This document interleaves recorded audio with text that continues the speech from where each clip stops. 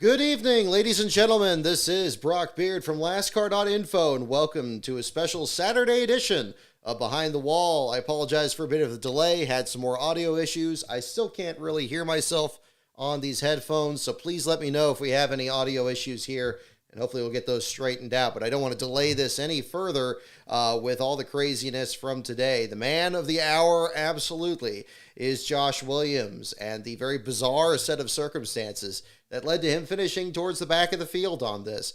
The latest update I'm seeing on Twitter here, I retweeted this just a minute ago here.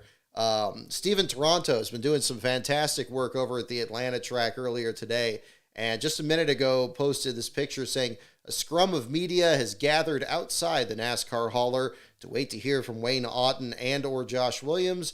Meanwhile, Jordan Bianchi waits to strike from the shadows. So we got several people there waiting outside.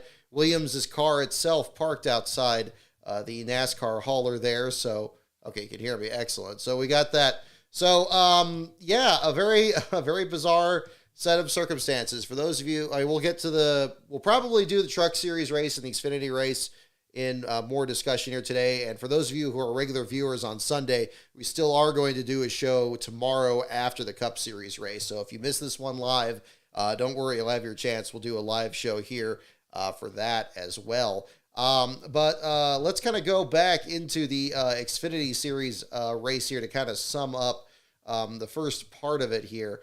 This had a little bit to do with the last place battle, which was settled very quickly between Cesar Baccarella, who had an axle failure that steered him into Joey Gase and wrecked him on the front straightaway right after completing the first lap of the race. So unfortunately, it ended up being a situation where both of them were out very early. But the Williams incident basically had its origins in the very next caution. About 11 laps into the race, Jeffrey Earnhardt blows a tire going into turns 3 and 4, skates up the track into Kaz Grala. Bailey Curry is coming up on, or not Bailey Curry, excuse me, Garrett Smithley is coming up to the scene in the former Bailey Curry car, the number 4 for JD Motorsports.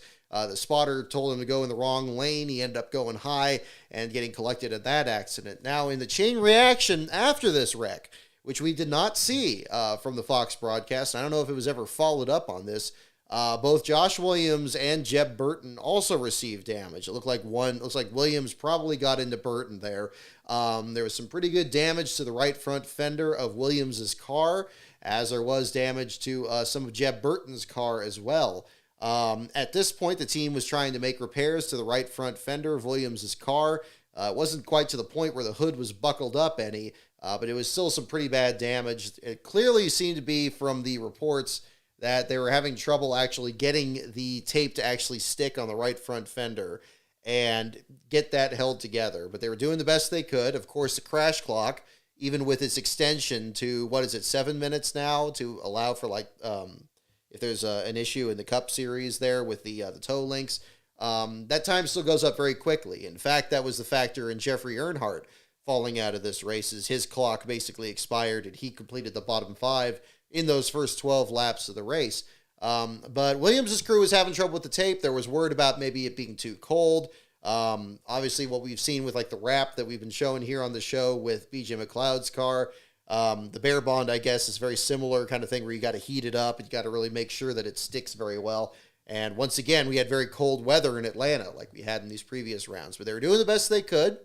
Patch the car back up out there, and send him back on the track. Apparently, he did drop a piece of debris on the track during that caution, from what we can tell. And these cautions were going a very long time on top of that. That's, I guess, a whole other issue we can discuss here at the same time. But Williams clears the clock, gets back out there. By all indications, I didn't hear anything about him having his clock expired, and so that he would have been parked at that point. The race gets restarted. He's towards the back of the field. And in very short order, and about a couple laps later, another piece of debris comes off of Williams' car. And this draws a caution flag. And this is kind of where the issues really begin for Williams.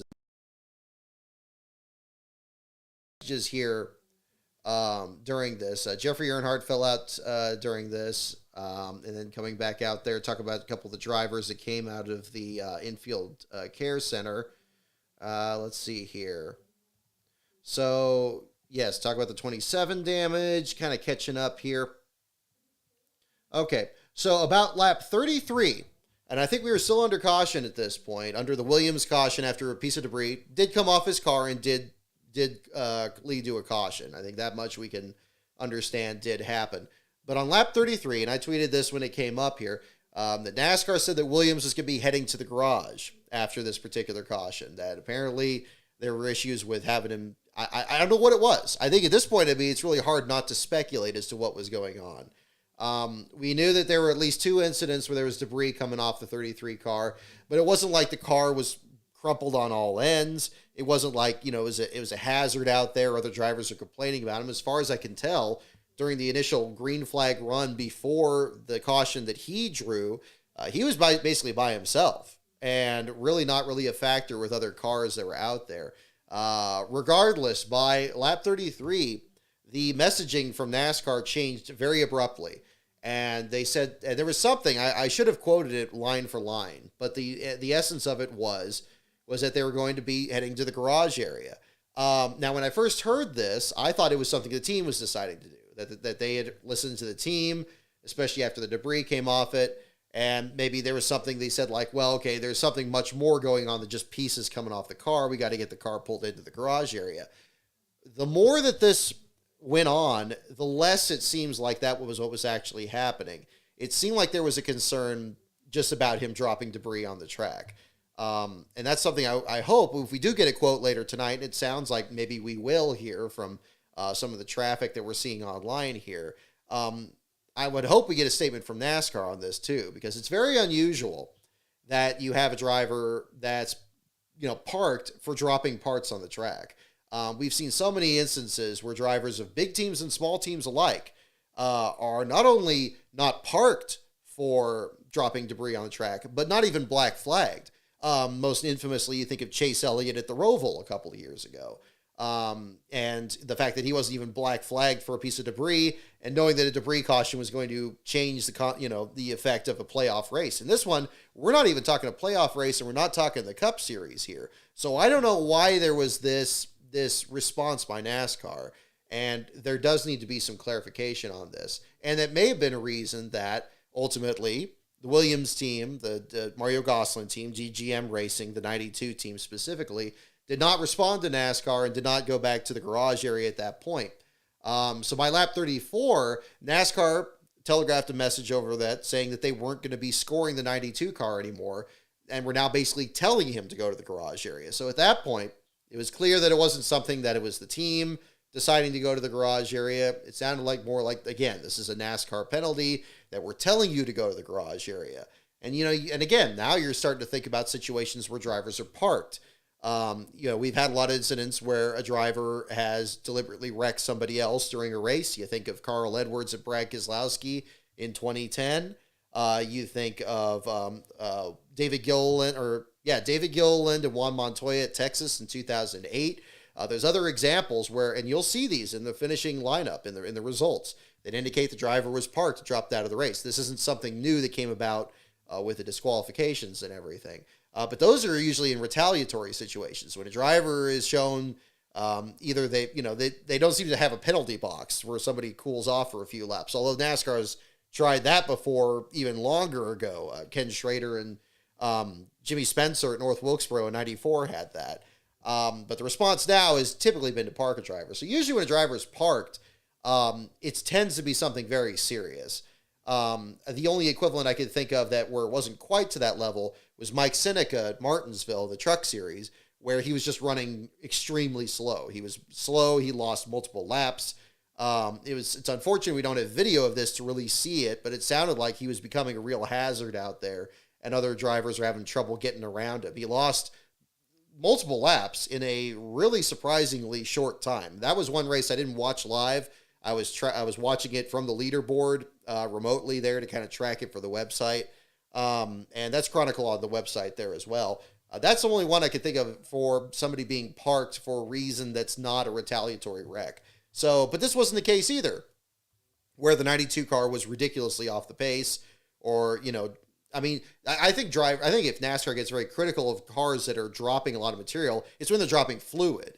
And that probably had a factor in some of the cautions we saw earlier in this race too, when a driver drops fluid and they try to keep going around the track. You think about that famous clip of Alan Bestwick, I think it was Victor Gonzalez Jr. at Watkins Glen, was in a pile up in the S's, and he started to back up and try to keep going, but he had knocked the oil cooler off and was just pouring a slick behind him. And Alan Bestwick's like, look, don't try to drive the rest of the way around, because that car was ultimately out of the race, and that was even the time before the crash clock.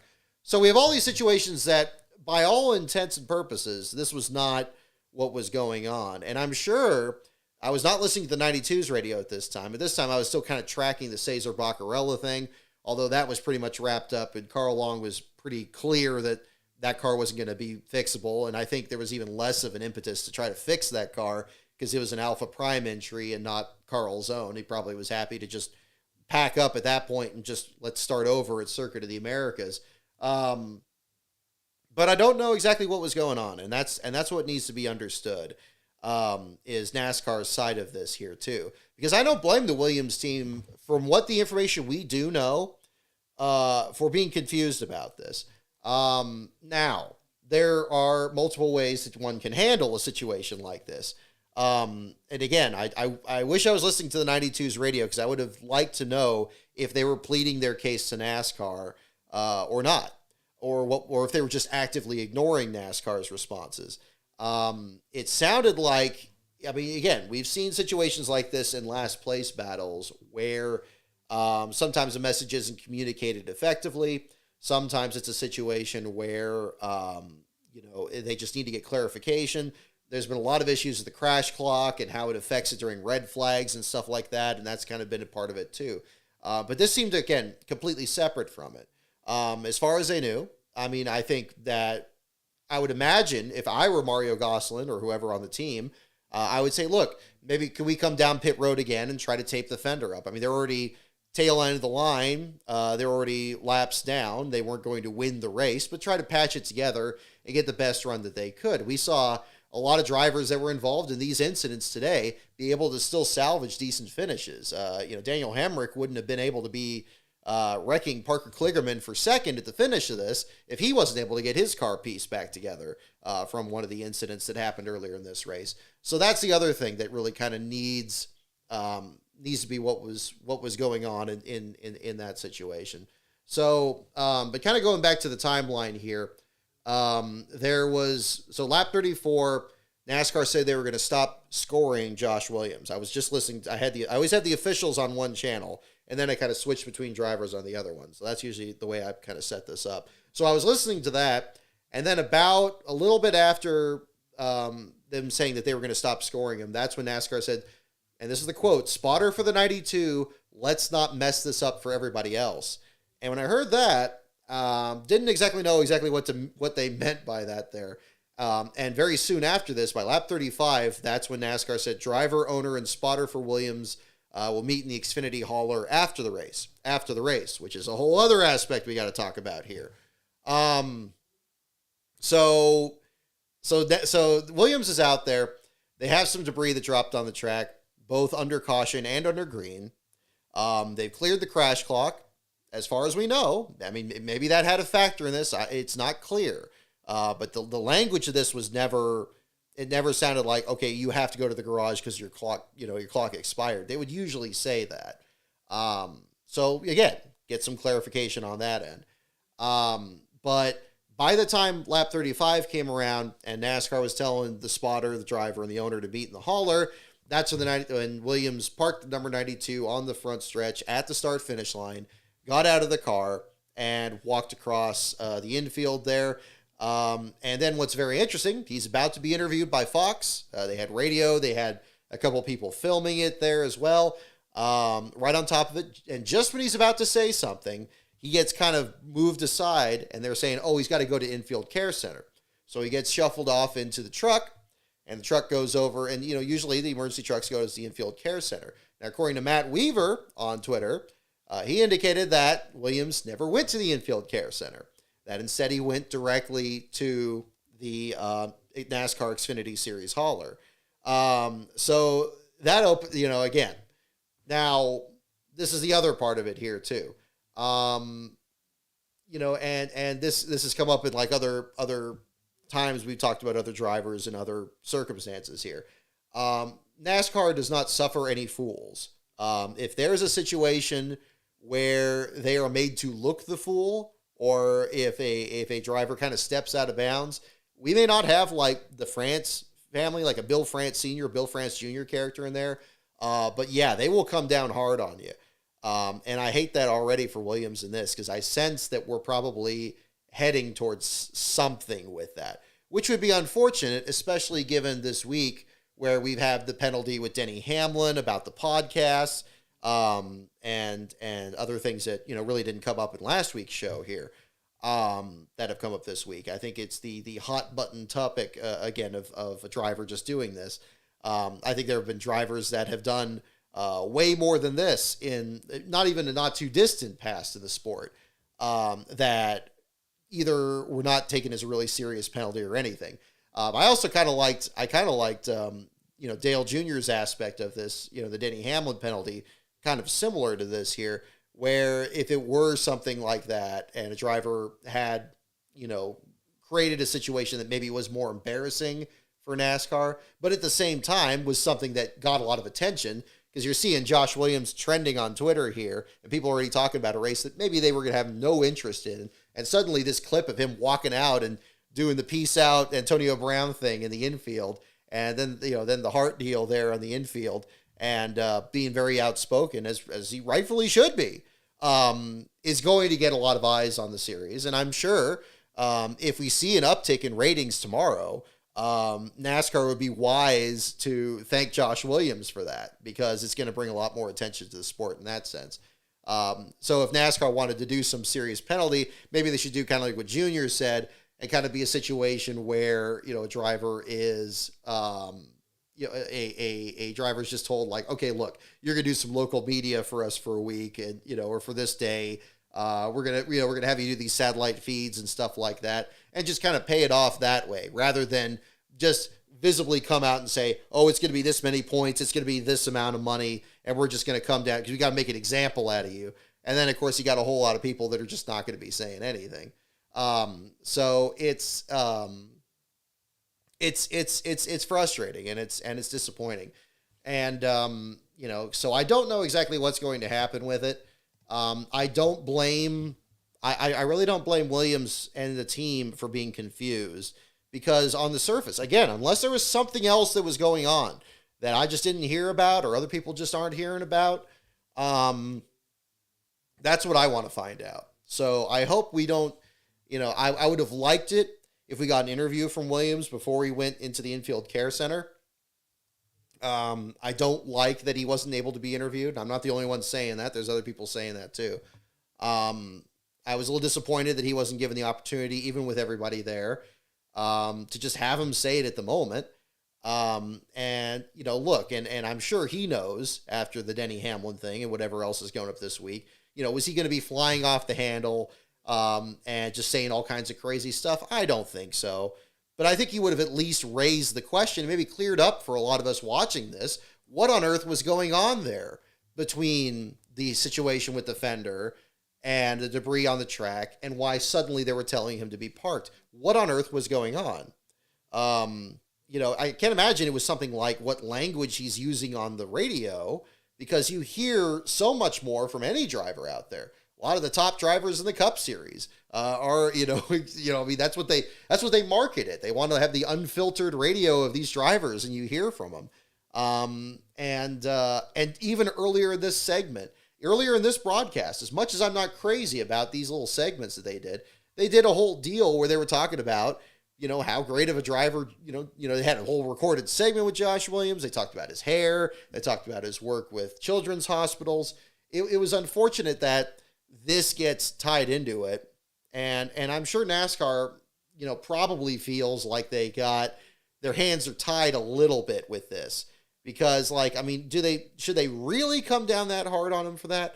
Was it really that big a deal with him parking the car there?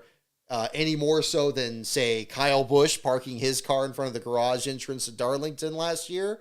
Other drivers, at least, we're talking like a temper, if they want to view this as like some kind of a temper tantrum or something like that, which I think is a rather dismissive way to look at it, and that's my words, not theirs.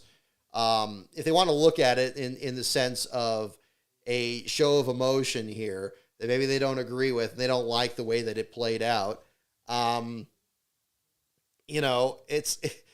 should be happy that it wasn't a situation that involved other cars. It wasn't a situation that put anybody in danger. I mean, yes, you had cars going by the background, but he wasn't walking out into traffic or, throwing anything in another car or something. Obviously, NASCAR has come down very hard on that. Maybe they're going to look at this as a safety infraction and try to cover it that way rather than a response to this. But it was a confusing situation. I don't think that Williams had to be put in that situation to begin with. I don't see any good reason that he had to be. Again, unless I'm just completely missing something. And again, we'll do another show tomorrow. And if between now when we're talking about this today and we get some more information tomorrow, I'd be happy to discuss that in length and we kind of go into it a lot more. So it's very bizarre. I think the last update we saw, I think this was again on Toronto's page there, showing Williams just waiting in the hauler and waving to people going by there. And I thought it was weird that they kind of parked his car over by the hauler. I don't see what the point of that is. I don't see them confiscating the car or anything like that, or any point in that. There's just a lot that we don't know. Now, this is going to dovetail into another part of tonight's discussion here. This race, this day, is the 1-year anniversary of probably the most anger-inducing broadcast I'd ever seen in Fox's history. Between the absolutely abysmal Truck Series broadcast, where they couldn't even get the name of the race winner correct, to the Xfinity broadcast, where it was about our good friends Shake and Bake, and the hauler that got stuck in the tunnel, and trying to get that guy fired 7 or 8 times over by showing it over and over again. And then, there's this race that's happening at the same time too. We did see a bit more of that today. I wouldn't say it was quite as reflexively infuriating as last year. It was disappointing, I think, in some senses there. But I think the most important thing to draw from this, while all this happened here, is the consequence of having a broadcast that isn't paying at least like a good 90% of attention on the race. That, maybe you got 10% that's like, okay, it's commercials, it's doing promos, it's doing like little commercial segments and stuff in between, stuff that isn't telling you what's happening at the track right now or contextualizing what's happening at the track. Today's situation really showed us the negative effect of all of that. When you have a broadcast group that isn't focused on what's happening, something like what happened in today's race with Josh Williams can completely blindside you. And unfortunately, that was the way it was presented here. We saw that there was debris that came off his car. We saw him already out of the car and walking across the infield, then an attempt to try to interview him and find out what that was about. And then that was it. Then no more updates during the race. Nobody else that was standing by. I know there's plenty of people that are working weekly media, and God bless them, doing the job that has to be done, but nobody from TV doing it, you notice.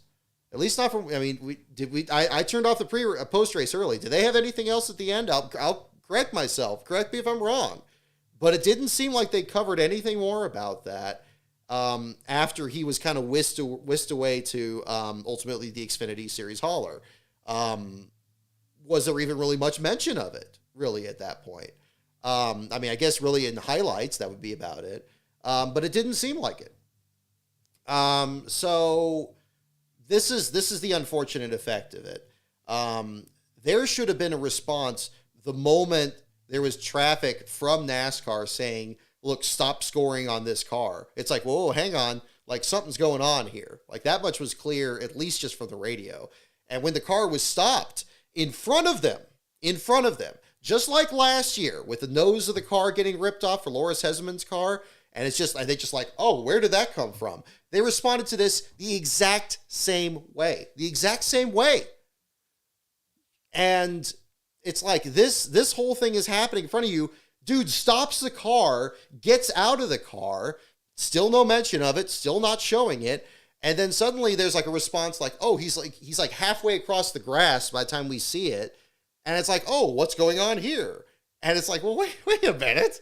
Like, just a little bit more attention that needs to be focused on that. I mean, that's the kind of thing that's just absurd there. So, yeah, I thought that was really disappointing. And again, maybe I'm just remembering it wrong, but that's the way it certainly looked. Is that they were caught by surprise there. It was reactive. It wasn't trying to anticipate it. There wasn't a little bit of reporting done there to try to track this. And so we didn't get that many updates from it, which is unfortunate. And I know part of it is because, again, it's on a team that's further back in the lineup. But it's at least an intriguing thing to have happen. I would think if the car stopped and you start to see the guy get out of there, you better start saying something. And if it misses 3 people in the booth, 2 of them that are drivers, like what are they looking at? What are they looking at? What are they covering? It's so disappointing. And again, more in this broadcast, lots of shots of kids. Didn't miss any kids that were in the stands. Lots of laughing, lots of guffawing and having fun. And yeah, I get it. Broadcasting should be fun. You should be having a blast up there. It's the easiest job. It's the most prestigious job. It's the most visible job. It's the most cushy job. You get to be in air conditioning and heating when it's cold or hot out there. I know it takes some skill to do it well. That's the important difference. But that doesn't mean it's always hard for everybody that's doing it now. So if something like this happened, like with Ken Squire in the booth, we would have seen everything. Think about Bobby Hillin and Kyle Petty wrecking each other in the tri-oval, and just a complete accident. And then seeing them get out of the cars, seeing them debate just fighting each other in the infield, and then having David Hobbs stand by over at the Sabco hauler saying, look, Kyle Petty said, look, he doesn't want to do a statement right now. He says, like, look, if I say something now, I'm going to regret it like hell tomorrow. And then there you go. Beginning, middle, end. The whole story gets covered, and there it is. But again, we didn't see that here.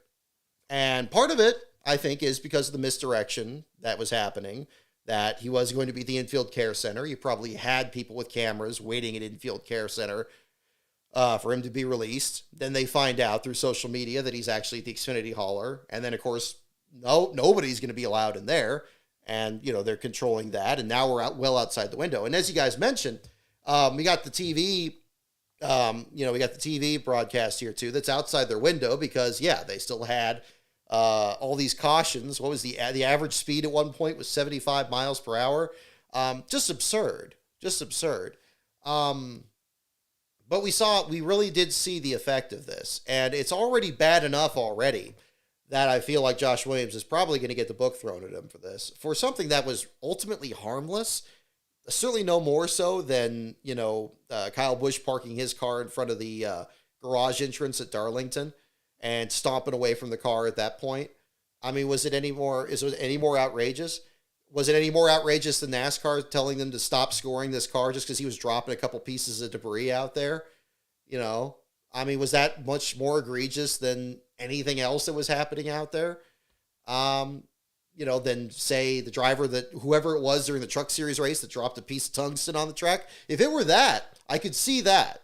If that were the situation with Williams, I could understand the problem because that's a serious penalty as well. It should be. But even then, I'm not sure if they'd park the driver for that.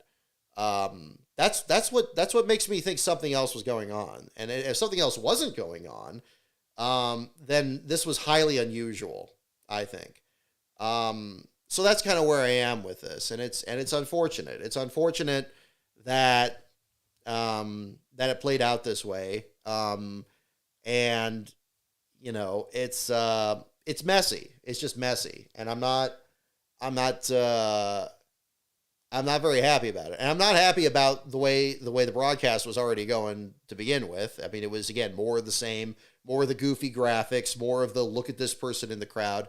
At least they were starting to show adult fans in the crowd. It seemed like somebody got a little tap on the shoulder and said, hey, why don't you back that off a little bit here?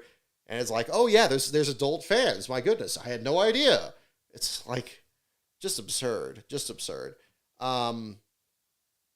And the Truck Series broadcast, I got the sense from the Truck Series broadcast that they were actually all in Charlotte because they were missing stuff too. When a caution would come out and they wouldn't even respond to it for like 30, 45 seconds, I was just like, oh, they must be in Charlotte because they don't notice that this is happening. They even then, you can have a NASCAR.com leaderboard in front of you and it'll say when a caution is out. So, but they were there. We saw them in the booth. And I'm like, what are they watching if they're not covering this? I will say it was a step up from Vince Welch last year. At least they didn't screw up the names of the drivers. At least they made reference to drivers that were doing well and then struggled along the way. They talked about Caden Honeycutt. That was good. But again, it was still detached there. I still think it was, and I would say it was a little better than Adam Alexander's too, although I think Jimmy Little's still getting her feet under her as a broadcaster, at least doing the play-by-play. I mean, she's an excellent pit reporter. But maybe she's having kind of the same issue Dr. Jerry Punch did when he was with like the second version of ESPN and kind of adjusting to that role there and trying to find the right things to say and like the best ways to say them. I'll give her the benefit of the doubt. With Adam Alexander, not so much. And I really don't get why people are just such huge fans of his broadcasting style. I think he would do really well. I'm glad he does NASCAR America, where he can pal around with these different drivers and laugh and have a good time and be laid back. I think there's such a thing as putting people in the right places. I don't think it's something where you have to just, eliminate somebody completely from, the universe of this. I think that they could find a good place to put somebody. I think the way that he pals around with these drivers, you could put him in a nightly show, like a Neil Bonnet Winners kind of show, or have him do a podcast or something where he can, laugh along and talk with these guys and just hang out. He's good at working with people that way. And I think maybe that's probably why he's done pit reporting before too, hasn't he? I would think he would do pretty well at that. But I'm just not a fan of the play-by-play. There's that X factor just isn't quite there. And the attentiveness, I think the attentiveness is a much larger problem by these networks and especially Fox. So we're just not seeing that at this point. So, that's kind of where that felt like. So, and the other part of this tone, the problem with that buddy laughing and goofing around tone is when a serious concern is brought up or when a serious problem happens, you can't adjust to it very well. And we saw this in the Xfinity race, going back to that race, with Justin Allgaier coming out and saying how frustrated he was by the form of racing out there, that he wasn't happy with the way that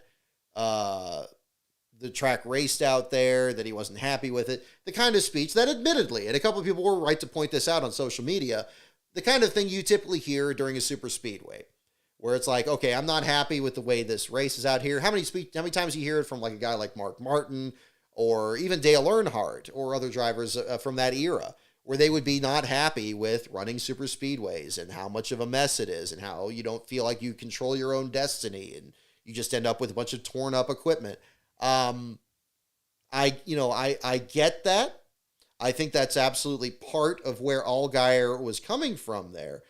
But it was, when he describes it as embarrassing, when he describes it as feeling kind of embarrassed for the quality of racing out there, for how many cautions we were having, and how long the cautions were, to the point where there was even a question of like how many green flag laps we had versus how many caution flag laps.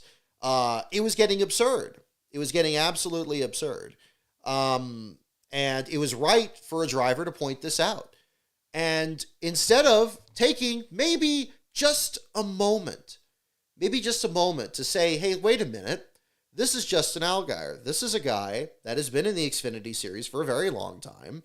I would say is probably one of the series veterans that's still there. Probably one of the best drivers, if not the best driver to not yet win an Xfinity Series championship, at least among the full-time guys we have now. Maybe we should take his opinion a little bit more seriously. Maybe we can, I don't know, talk about it a little bit. But what happened right after that? What happened right after that, folks?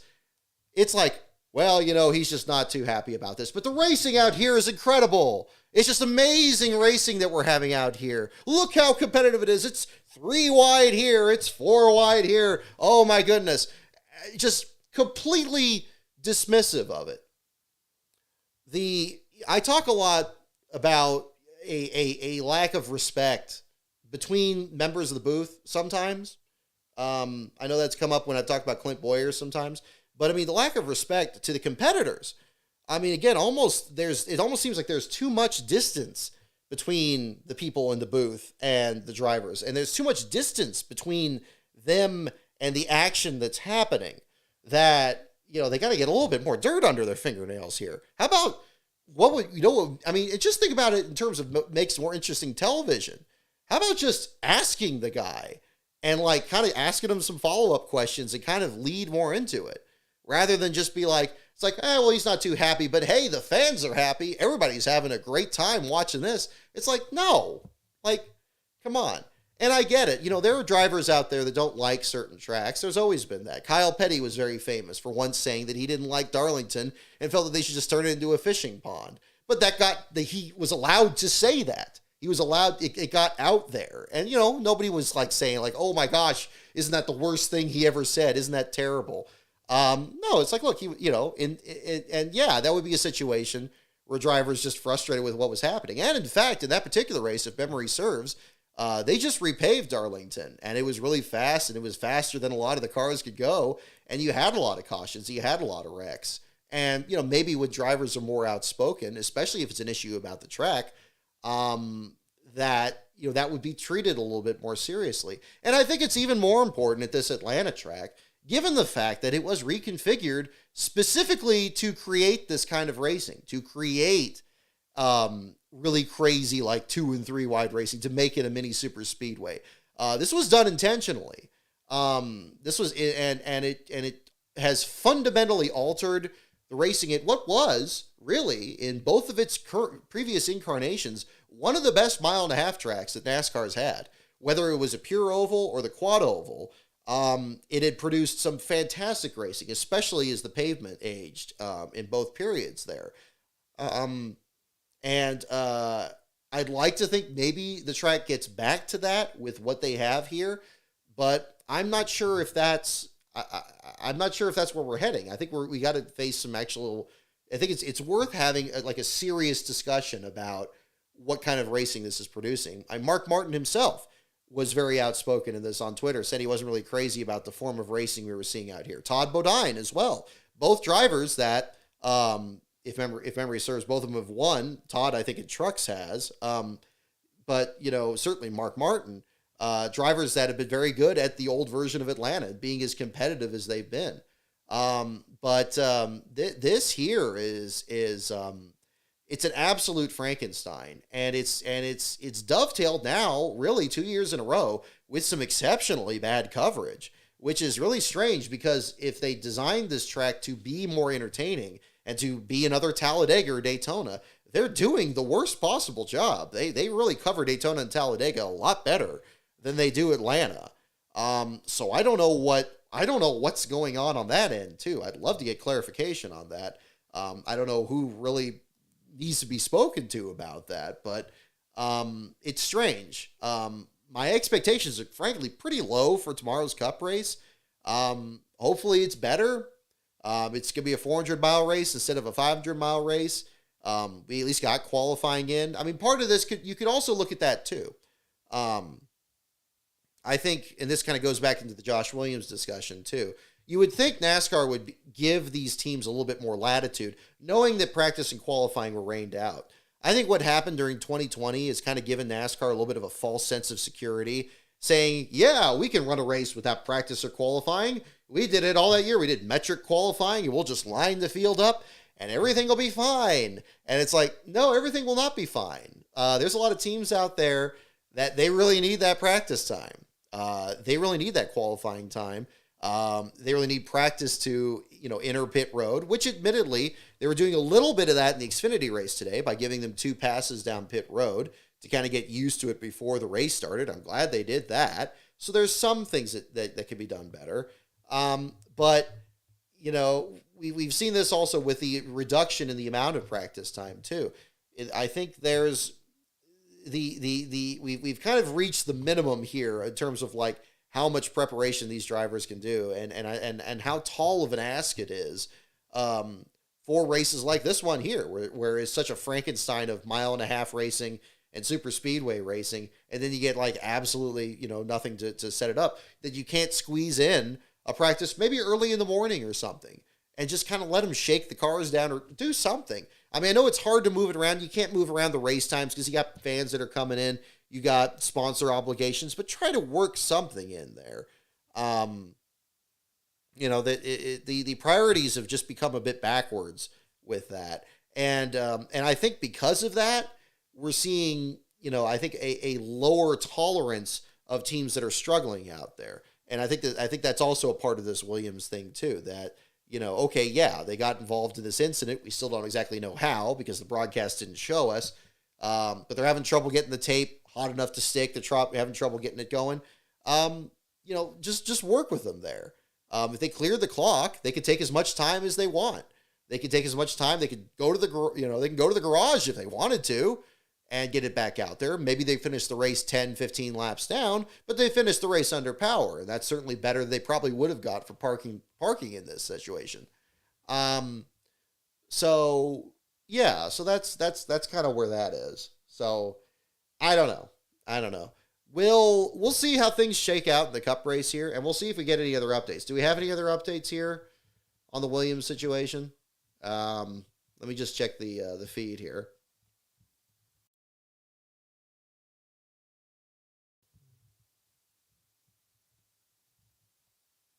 Yeah, teams packing up. Okay, we do have a video. We got a video with Williams here from a minute ago. Let's see here. Okay, I'm going to see if I could try to get Josh is out of the NASCAR, still has the car. Josh is out of the hauler, but NASCAR still has a car. Okay, thank you, Jonathan. Thank you for updating here. Jonathan, one of the many people that works over the track there on a more regular basis there, so appreciate your mention on this too. Let me see if I want to see if I can get this to play. I'm having such problem with the audio here, so I don't know if it's going to work, but I'd like to try that. Let's see. Okay, we got the Williams interview there. Can we get the volume of that? I don't know if it's playing. Can you guys hear the audio of this? Probably not.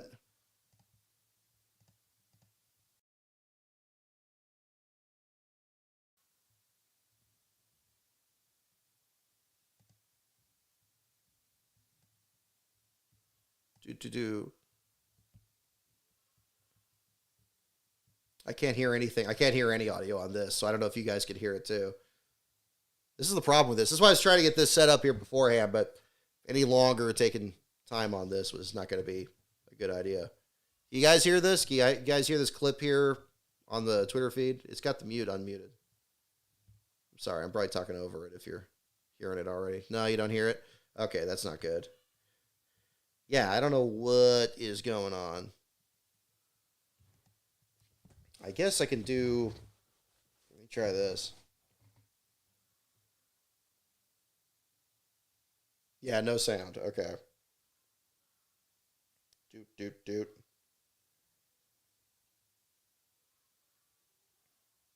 Let's see. And let's see if we could do something here with this. Oh, hang on.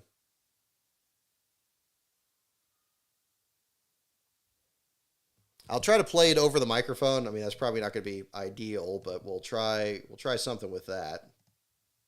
Yeah, no sound at all. Okay, yeah, that's not going to work. I don't know what's going on with my sound setup here, folks, but we'll get it figured out here, hopefully for tomorrow's show, and get that straightened out. I'm just glad the microphone works at all, because it was, yeah, something went sideways here. Alrighty.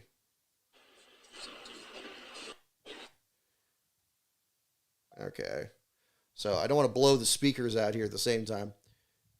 Hey there, thank you guys for tuning in. Let's see here. It's in the rule book, I guess, so it's just part of it. I mean, hopefully we're not put in a situation where things happen. That's what it is. We're still going to make a decision. I'm sure you'll do something too. Josh, can you just your mindset? Just what you're thinking? Yeah, the audio is not very good. Can't really make sense out of it here. Hopefully see if somebody's got. Definitely check out Steven Toronto's Twitter page there at storonto92. He's got like 3 videos on here. But yeah, it's still a little hard to hear on that. I don't know how much is this or that.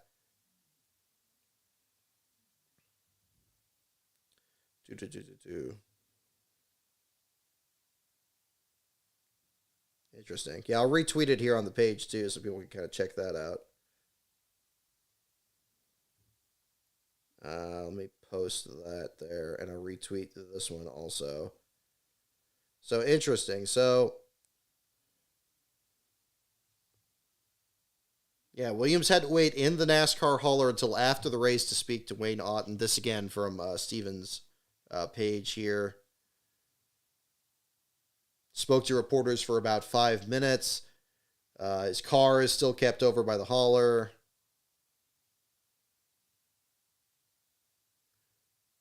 Alrighty. Josh Williams, this is again from Steven's page. Josh Williams told reporters that whatever penalties NASCAR assesses to him is up to them. Says he was shocked that NASCAR parked him so quickly and felt their decision was unfair. Williams had to wait in the NASCAR hauler until after the race to speak to Wayne Auton. So again, that does seem to indicate the concern that there was a loose debris that came off the car that caused the caution, and that soon after that, NASCAR basically parked him. And wondering what the process was there. And I'm sure the team was confused. I would love to hear the team's radio to kind of understand it. But yeah, kind of a bizarre one there.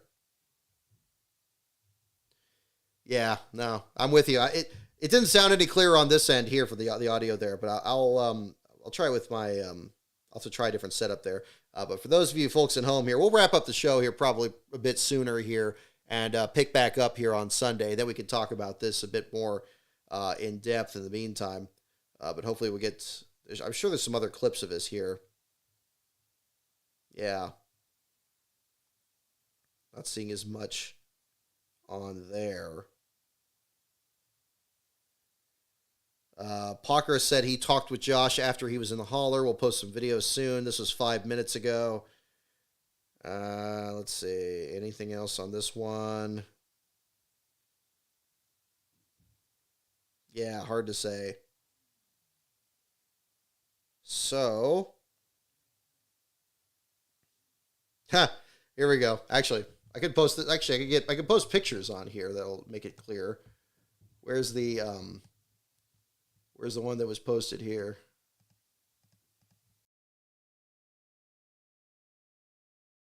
Yeah. Oh, and Denny Hamlin. Yeah, you can see it. The first tweet right there. Denny Hamlin posting earlier, "I'll pay your fine," in that picture of the 92 car sitting outside the Xfinity hauler. Thanks, man. I'm free if you need a new podcast guest. So there you go. Well, with Ross Chastain not sounding interested in that, who knows? That might be, maybe that'll be something in the future here. DG. Here's a great picture here on this one. Right here. Well, we got our driver back, but NASCAR still has the car. This looks like Mario there with Josh Williams. So Josh out of the hauler, done with the interviews here. We'll see if he gets more information here from anybody else. over the track here, but hopefully we'll find out some more from what's going on here. This posted about 11 minutes ago here on the DGM page. So, Reed Sorensen was the spotter. Okay, interesting. Yeah, he did sound okay. So I'm glad that he was confused too. I mean, well, I'm not happy that they ended up in a confusing situation, but yeah.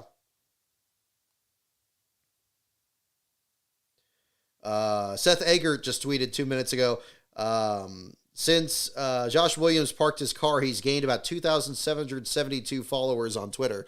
So there you go. Things having a direct. I was telling you. See, if this creates a bump for the Cup race tomorrow, he's gonna have to get at least a thank you card for the folks at NASCAR. So we'll see how that's gonna go there. Speaking of which, I had to pull this one out here.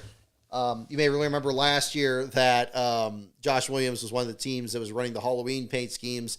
So I ordered one of those shirts. This is the Beetlejuice paint scheme here. So that's what this whole deal here is all about. So wanted to definitely bring that up here for. Glad I had something ready for a Josh Williams show. I'm not ready for every eventuality with different teams in the field, but I guess that would be it too. But that's most that I want to I think I kind of have for the Xfinity, the Truck Series side here. The NASCAR articles are still coming together. Again, Cesar Baccarella, talked about him a little bit at the beginning of this, had the weird incident there at the beginning with him and Joey Gase. Unfortunate to see both teams have tore up equipment, although that was basically an Alpha Prime car, but still bad to see. I don't want to see Alpha Prime tear up stuff either. Under Motorsports Business Management's car number there in the 66. But in the Truck Series side, from the race results from earlier today, Keith McGee, your last place finisher on the Truck Series, seemed to be the same transmission issue that Josh Realm had in the 34 truck back at Las Vegas not too long ago. I'm not sure if it was the same truck. It seemed like it was. If you're running 2 different 1.5 miles, I know that this is more the super speedway angle of it. I think makes it a bit confusing there. Yeah, that was kind of the situation. It was interesting hearing Keith on the radio had exactly the same complaints that Josh had last week. And just like him, he barely completed any laps at this point. Mason Maggio out of the race after just a few laps in this one as well. Bounced off the wall in the first lap. Then had right front damage there later in the race and dropped out of the race. This was actually the race last year where Hailie Deegan bounced off the wall and actually had a fire in the cockpit of her truck last year. Thankfully, didn't see anything like that during the Truck Series broadcast today. But we did in the Truck Series race. We saw a lot of comers and goers. We saw a lot of drivers that were having good runs that unfortunately had things fall through. One of them, of course, was Caden Honeycutt for the Roper Racing effort. He did a fine job up there, being on the front row briefly, ended up getting shuffled back in the order and losing some laps with some issues there on the 0-4. Apparently, a piece of metal came between the alternator and the engine block, causing a short in the system. So if you can believe that's just some terrible luck there for the 0-4 team. Another one to talk about. We talk a lot about G2G racing on here. Haven't talked as much about Akinori Ogata, but certainly a driver that, tends to kind of be a little bit on the NASCAR side of it. We saw him in the Truck Series last year at Darlington. Had some difficult runs with Carl Long's Xfinity program, but was in the top 20 and on the lead lap for a lot of this past race here, which was very surprising, both for driver and team, I would say. Unfortunately, had an incident on the back straightaway, but still recovered with a decent finish in this one here, too. So we'll see what comes of that. Kind of getting some other results here from the FR8 208 earlier today. Ogata coming back to finish in the 17th spot, despite the hit to the inside wall. So it's good he was able to kind of minimize some damage there. Nick Sanchez, very close to his first win. We saw him have some fine runs of the big machine racing effort last year on the Xfinity Series side, but just behind Christian Eckes. Eckes with the win there for the Bill McNally team, so congratulations to him on that. John Hunter Nemechek with a fine showing in third. Bailey Curry traded some bumper tag with some of the Thor Sport entries out there. but ended up finishing in the 4th spot there. So kudos to him, especially after he's just parted ways with JD Motorsports team. But still getting a good finish out of that. So I think that was good to see. Timmy Hill finishing in the 8th spot here, looking at the results again. 8th place finish for him. Great performance for the Hill Motorsports effort with him scaled back to just one truck this year. Haley Deegan just outside the top 10 in the 12th spot there. Brett Holmes, very close to winning that Talladega race, right behind him behind her in 13th spot. Ryan Vargas in his Truck Series debut was very excited about this effort with On Point Motorsports. Finishes in the 14th spot there ahead of Chris Wright. Chris was actually very nearly in the back of the pack at the start. He actually surrendered a lot of starting spots, but still got a good finish out of that. Daniel Dye just ahead of Akinori Ogata. And Spencer Boyd almost in the top 20 as well. So a lot of drivers, despite the problems that a number of teams had, most notably Corey Heim for the restart incident that caused a oil rupture that basically smeared the windshield pretty good and kind of ended their day at that point. Still a decent showing out of them. I will say I felt, again, another kind of issue I had with the broadcast there. I felt like I was caught off guard that they were on the last lap when they were. I think it was a little hard to follow the rhythm from the booth there. But again, that's something that Jamie Little will hopefully kind of figure out. The more experience she has there up in the booth and playing off of both Michael Waltrip and Phil Parsons there at the same time. But again, congratulations to Christian Eckes on that. Unfortunate for Keith McGee there in the last place spot there, but we saw a little bit of everything there. Dean Thompson is their driver. I felt pretty bad for there, especially after the rather emotional interview he gave at Daytona and how much better he performed in Las Vegas. Again, it's just kind of back and forth for him there, and hopefully he'll find a happy middle here as we go into the later rounds. Haven't really talked much about the Xfinity race itself in terms of the finishing order. Austin Hill racks up yet another victory on the super speedways. I think now we could pretty easily say him and that Childress entry I think they're doing even better now than Justin Haley did with the Colleague effort. This was a race that had Haley in it with Colleague, and I think it was a great way to show that as well. As much as I'm not crazy about Cup guys being in the lower series, but Hill he's just turned into just an absolute master at these super speedways. And super speedway-like tracks. I'm sure he's got this one circled on his calendar, being a Georgia native, and was discussed as much in here. Parker Kligerman, very close to the victory, trying to stay in there. I think was done dirty a bit there by Daniel Hemrick coming across the line there. The two of them were just blocking really hard and kind of staying on each other. And once Hemrick decided to take that look to the outside, it pretty much kind of ended the night for a few other guys that were up there. It was pretty out of control, frankly, at the end. I'm glad they at least showed drivers getting out of their cars, at least from last I heard. It sounds like everybody got out of that okay. I haven't heard anything different on that. So hopefully that's turned out okay for everybody involved in the wreck there at the final lap of the Atlanta race. But it looked just really treacherous out there. It looked very reminiscent of the Texas races that we saw last year, especially the fall race there, the playoffs. Not really tire failures, but just really slippery out there, and then just no margin for error. I mean, Daytona to a lesser extent because it's got a bit of a narrower groove, but Talladega in particular. I mean, you could break loose and get out of the way, or you could deliberately hold a high lane and let 3 whole lanes of traffic get by on the inside of you. By doing this just bizarre thing where you have like a disappearing lane from the front straightaway versus the back straightaway and trying to funnel people down to a narrower line, it's created a situation where when the track loses grip and the surface ages, you just get a real treacherous track, probably closer to the way Texas was when it first opened in 97, if I could really compare it to something more contemporary. So, I don't know how that's going to work out, but yeah, but I don't know. It's too bad, it's too bad it played out that way and everything, but, some positive runs from some of the drivers in the field there, but that's kind of where I am with that. I'm just kind of checking over some of the comments here. We could do some trivia if you guys want. I got to bring the thing back out here. I may have at least trivia cards. We could do something here tonight. We'll definitely do trivia tomorrow night too, because I know that's a popular segment here on the show. But yeah, and A79 IROC, you got a point. Yeah, I mean, you got people missing stuff there at the yeah, exactly. The production crew needs to be the one that's missing it. And that's where I do get that mixed up a bit there, because it feels like the broadcasters are the ones that are in charge, but yeah, it's all dependent on what the production crew does and what they're pointing the camera at. That's a very good point and a very important point to make. Now, I still think when the camera points at something, you got to do something with it.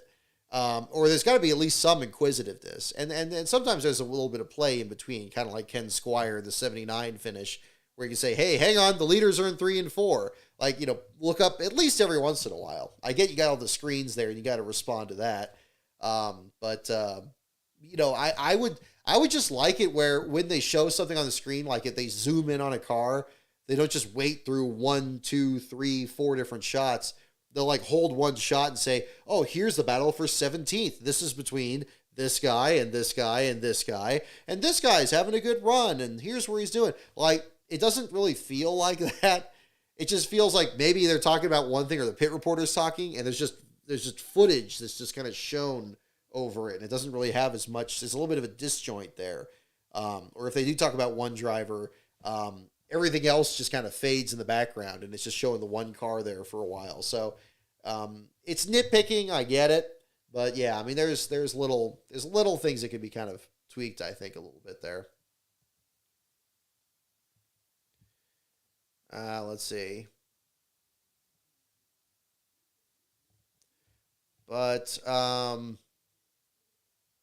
we can't do that. Yeah, no tires, just gas, referencing the 2002 deal there with Sterling Marlin.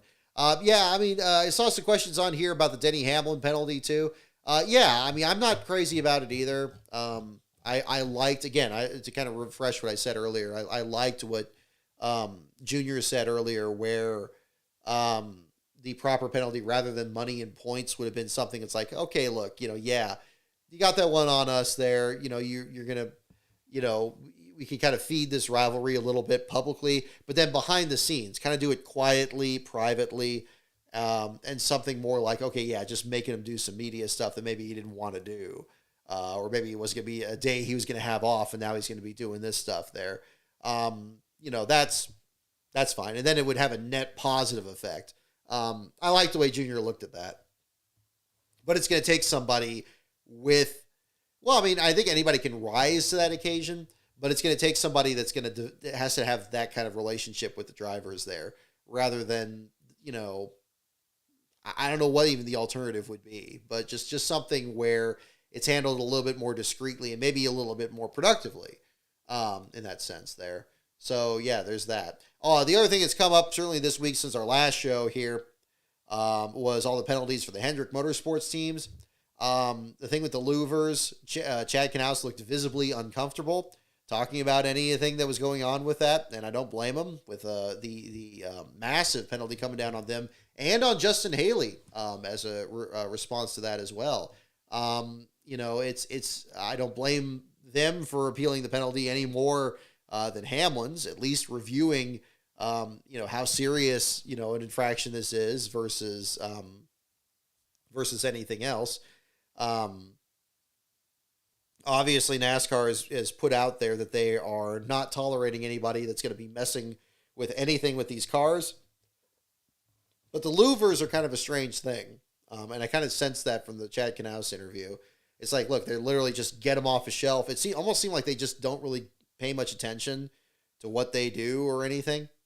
And if there's some kind of situation where the manufacturer is doing something different or kind of leaning on this, or maybe they're doing some other, I don't even know how that would even work, honestly. It made it sound like, I know there's a lot of politics that are going on too, I'm sure, in people saying what they know versus what they don't know, and is that what's really going on versus what it isn't. There's a lot of gray area in this one. I think for all of us, I think we want to know, it's like, okay, was there evidence that something was tampered with? Was there evidence that they made it in-house versus getting it from an approved supplier? Was it that issue? I was thinking when it first happened that maybe it was going to be a situation with how they put the decals on it. because obviously it takes up a great amount of space on the hood, which gets in the way of the sponsor logos, the most visible logo that the car has. Was that the particular problem? Obviously, these aren't the only teams that do that. Even the small teams put like little graphics on the vents, so I know it's not strictly speaking them doing that. It would be nice to get clarification. At least from what we saw in the Chad Knaus interview, I didn't really see as much of that. And they, I guess in the process of doing the appeal, maybe they can get that clarification. We find out exactly what that is. But one thing we do know is that these were confiscated before that Phoenix race, where Kyle Larson and William Byron just completely had their way with the race, just completely dominated, and nobody had anything for them. And that's just the way it went. And that was going to be as much as what was going to happen there along the way. And I picked William Byron to still win this weekend and get his third straight win, because as much as a penalty as that was, as much of a distraction as I'm sure it is for the team, and even with the crew chief changes or whatever, depending on how that works out with this, I still think they're going to be just bad fast. I have no reason to think that they wouldn't be. I know they didn't win Daytona, but Chevrolet is still batting 1,000 coming into this. Yes, it was JTG that won the 500, but William Byron was even back up in the mix in that, racing with Austin Dillon and working his way up there before one of those many, many wrecks at the end knocked him out of the event there. So I still think he's going to be tough. Last Bro thinks it's going to be Suarez. I'm not sure about that. I think Trackhouse, they've shown the ability to kind of be up there. I was a bit disappointed in how Chastain did last week, even before he got in the incident there with Denny at the end of the race. I don't feel like I have enough information to really judge the seriousness of the Hendrick penalty. I do know that, it's massive what they have done, especially after so few races. But again, I don't know. I don't know what did or didn't happen. So hopefully, if there's some discovery phase, I guess, during this whole appeal, maybe we can find out what exactly that was. And as to the Denny Hamlin one, I know I kind of ventured on that one there too. Yeah, again, I'm not crazy about the way they handled it. I think it would have been better.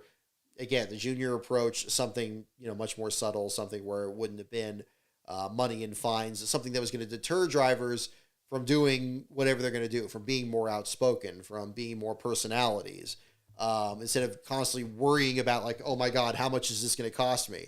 Once I say this, I think it doesn't help anybody. That's kind of the situation there too. And it's too bad, especially for Hamlin, because I think his podcast has it's been required listening since the start. I've been thoroughly enjoying it. Last Bro and I were listening to it on the way back from Fontana, and it was great to get his insights and talking about that and kind of understanding his viewpoint, because I think a lot of times, he kind of comes off, he's kind of a strange guy. Like, I don't know exactly what motivates him, but I feel like I got a better understanding of that now.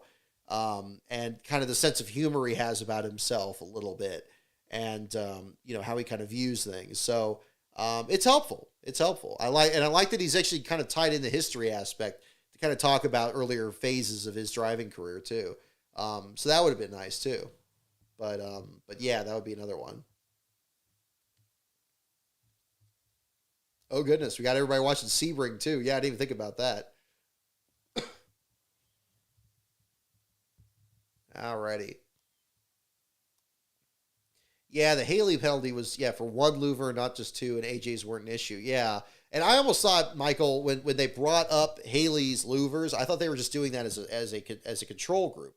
Like they're going to bring one of his out, and kind of like maybe they were holding them together. Maybe one was like a little bit skinnier, or maybe it was different shape, or it had different airflow. Like they just did that to look 1-to-1. I'm with you. I'd be interested to know why Haley's penalty, why he was penalized that much, and it was just the one, and it was the same penalty, right? He got 100 points too. Ridiculous. Like I want to know exactly what that situation was to kind of find out there too. So yeah.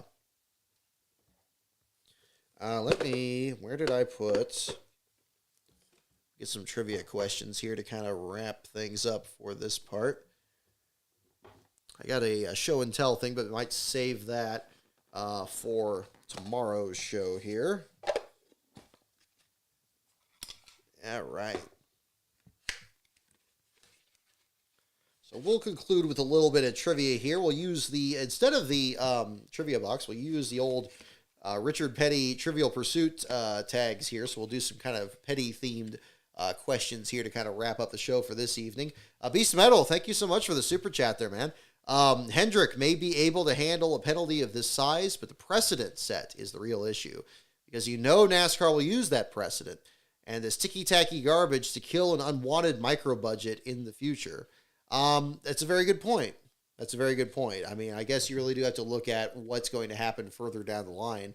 Yeah, I mean, I again, where it's the issue with these particular parts, and the severity of them. I mean, coming down this hard. I mean, we saw this last year with the Gibbs teams where it was just little extra bits of tape to thicken the wrap, at least according to what Denny said on his podcast. That ultimately took away a win and a second place finish for the top two finishers and, double disqualification there. This one, so much heavier, 100 points. I mean, and probably just that much heavier because we haven't started the playoffs yet. Because that's the other problem that we're having here too. The first 26 races, if you've won a race, generally speaking, how you perform in the other races is treated as so much of an irrelevancy, which is sad because that used to be one of the best storylines. Is like, somebody gets off to a strong start, like a Bill Elliott in 1992, wins 4 out of 5 races, and then it's like, well, wait a minute, then they suddenly fall off, and they can't keep up the momentum, and they can't keep it into the championship push, and somebody else starts gaining. That gets to be really entertaining. It gets to be really interesting to see if something can actually happen, and the other guy that's further behind can actually kind of get up over the edge. But that's kind of an aside from it here. I mean, what you're saying with Beast of Metal there, so when you're talking about,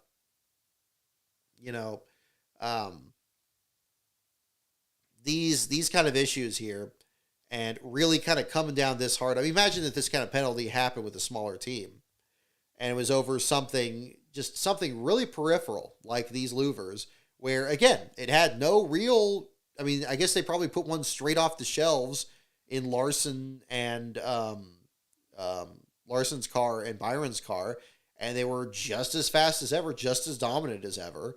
This didn't feel like a situation where they were kind of responding to them just making a mockery of the sport by being way too fast. It's like, wait a minute, there's something going on here. It wasn't that. Yeah, I think it could be a real issue, and it could be a way of, tipping the scales a bit from one team or next. I mean, if one team feels, I mean, I guess, the way I'm reading your statement here, Beast, it almost makes it sound like a way for NASCAR to justify kind of holding the team back. It's like, whoa, hang on, like you shouldn't be that far up here, or we don't want this team to be up there. It kind of tips the scales a little bit, and I know it's already a tricky balance anyway. When you're the sanctioning body and you got to figure all this out. But it does feel a little.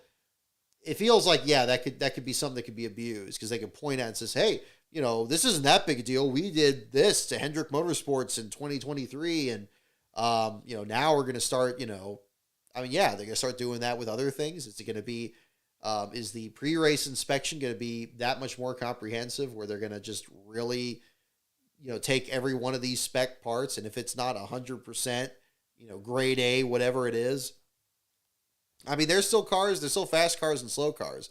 I mean, there's got to be some difference. And, you're never going to have a full field of cars that are running the exact same speed. And as Denny Hamlin mentioned, you don't really want that either. You got to have some difference. So you got guys that are able to break out from the pack and kind of pull away from everybody else. But no, it's a fair point. It's a fair point to look at there at the same time. We'll do a couple trivia questions. We'll wrap up here pretty soon here, folks, especially on a Saturday night on St. Patrick's Day weekend here. I appreciate you guys tuning in here for a little bit of bonus content here, talking about the Josh Williams deal. And then hopefully we'll get our remaining audio issues worked out between today and tomorrow. Alrighty. All right. Let's see. Which driver? So this is we got some petty themed questions here. Not all the answers will be the petties, of course. But here's our first one in here. Which driver has the most wins at North Carolina Motor Speedway? Which Cup driver has the most wins at North Carolina Motor Speedway? So that being, of course, Rockingham. Which driver has the most? And these questions are mostly printed from like when? What was it? It's probably still late 90s, but yeah.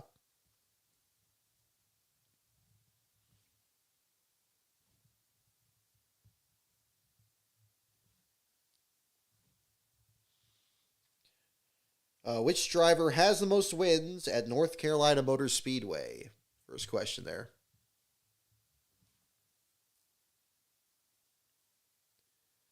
And Michael, yes, thanks for bringing up the Chad Knaus interview there. I mean, it sounded like the louvers wouldn't fit the car and allow the hood to close the way they were sent to the team. Well, see, again, but then there's the question. What happens at that point? Do they go back to NASCAR and say, hey, we got to get another set because these don't fit? I'm not sure if a team would do that. They would probably go back and look and just make sure, just make sure that everything works together. I mean, I remember what he was mentioning also. He said something about CAD drawings that were put together and they get sent to NASCAR and then they can make the part and then they get the part. And then who knows if it all fits together properly, I guess. But what was done at that point? Did they have to shave some edges? They have to force it in there? Excuse me. Or what was the other situation? That's kind of where it would be nice to kind of get the clarification. But yeah, I'm with you there for sure.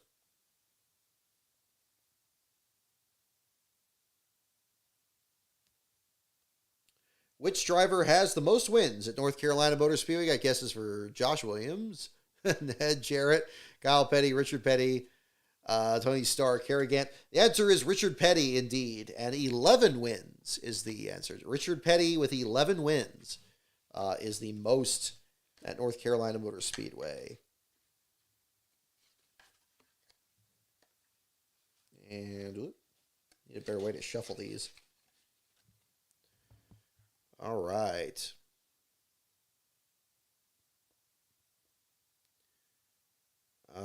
Next question here, folks. What is Ernie Irvan's wife's name?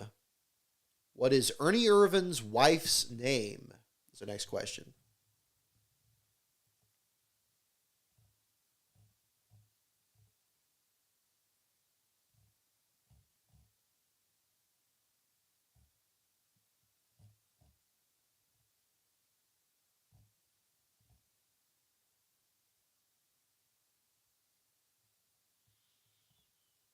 What is Ernie Irvan's wife's name is the next question.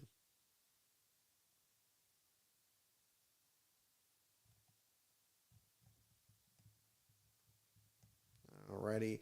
We got guesses for Kim and Linda and Martha and Swervin. There you go. Heather. Okay, we'll see if we get some more guesses here.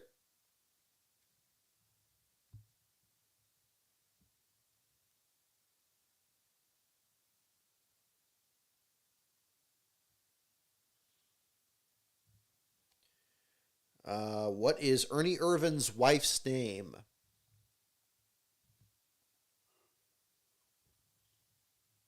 Linda. Yaltsiana? That's oh man, you're throwing too many consonants at me here, man. Beast of Metal. What is Ernie Irvan's wife's name? The answer is Kim. Kim is the correct answer. A couple of you got that. Kevin Love, looks like you were the first one to get that. And the Rajo 1456, you as well. All right. I was hoping to get some really good challenging ones in here, but you guys are too good.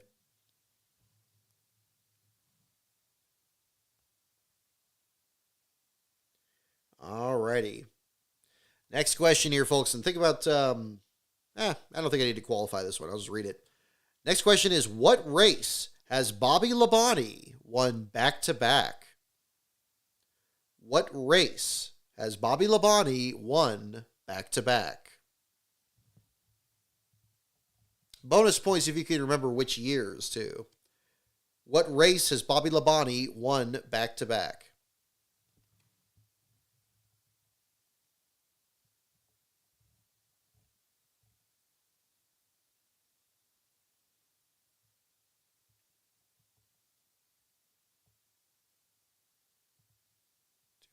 Doo. Hey, I didn't see Black Flags Matter was in here. Thanks for tuning in. Had a good group in here, too. I wasn't sure with the last minute nature of the show we get many viewers in here, but I appreciate you guys for tuning in here for sure.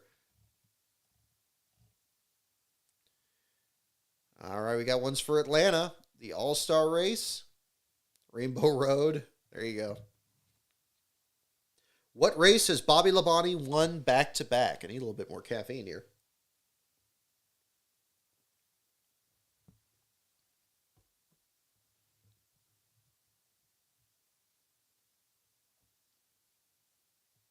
Race was Mark Martin was the runner-up. Yeah, pretty much. All right, here we go. One more time. What race has Bobby Labonte won back-to-back? The Napa 500 at Atlanta. Yes, indeed. Atlanta Motor Speedway. Napa 500 in Atlanta. I believe it was 96 and 97. I think he won it on the oval and then the main one. He won there quite a bit. But I think that was one of them at the very least. I'm trying to do it from memory. I have to look it up. I'm gonna have to look it up. Let's see.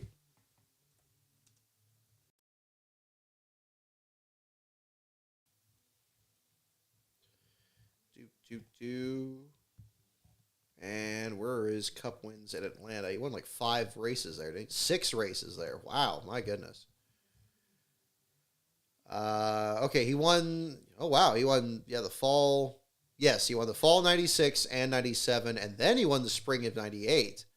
So he won back-to-back races, both in the calendar sense and back-to-back events on the fall race. And then he won the fall race in 99. Hang on. Yeah, the fall race in 99. This is where that Earnhardt Motor Speedway thing came from Mike Skinner there, because by that point, Bobby Labonte was just taken to that track really well. 2001 and 2003. 2001 for the fall race, 2003 for the spring race. So yeah, he absolutely just owned that place for sure.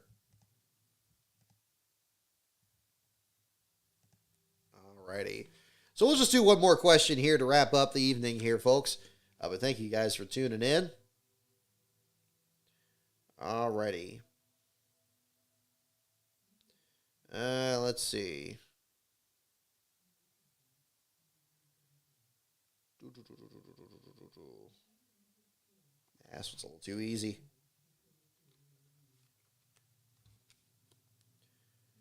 Let's see. Here we go. In which city is Kyle Petty's fan club located? In which city is Kyle Petty's fan club located? Game closed in 2002. Absolutely did. In which city is Kyle Petty's fan club located?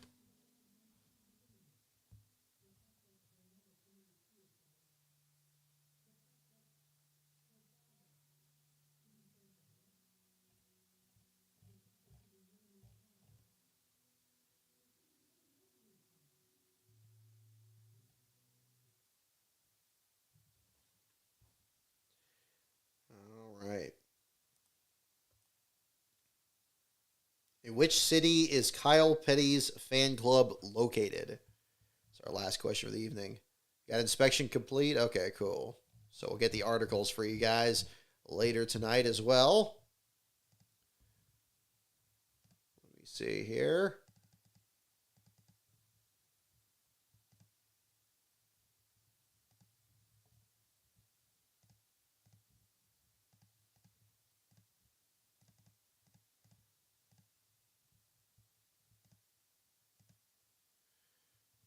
Alrighty. Doot. And this. And